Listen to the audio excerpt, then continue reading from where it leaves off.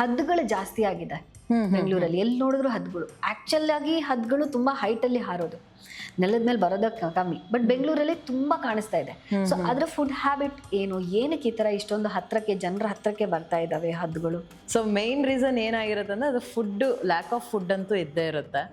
So food ಇದ್ರೂ ಈಗ ಹೆಂಗಾಗಿದೆ ಅಂದರೆ ಬೆಂಗಳೂರಲ್ಲಿ ಕಂಪ್ಲೀಟ್ಲಿ ವೈಲ್ಡ್ ಲೈಫ್ ಅನ್ನೋದು ಕಡಿಮೆ ಆಗಿದೆ. ಈವನ್ ಸ್ನೇಕ್ಸು ಕಡಿಮೆ ಆಗಿದೆ, ರೆಪ್ಟೈಲ್ಸು ಸ್ಪೀಷೀಸ್ ಕಮ್ಮಿ ಆಗಿದೆ. ಸೊ ಅದು ಏನಪ್ಪ ಅಂದರೆ ಕಸದ ಕಡೆ ಬರ್ತಾ ಇದೆ, ಸಿಂಪಲಾಗಿ ಹೇಳ್ಬೇಕಂದ್ರೆ. ಸೊ ಕಸದಲ್ಲಿ ನನಗೆ ಏನಾದ್ರು ಸಿಗುತ್ತಾ?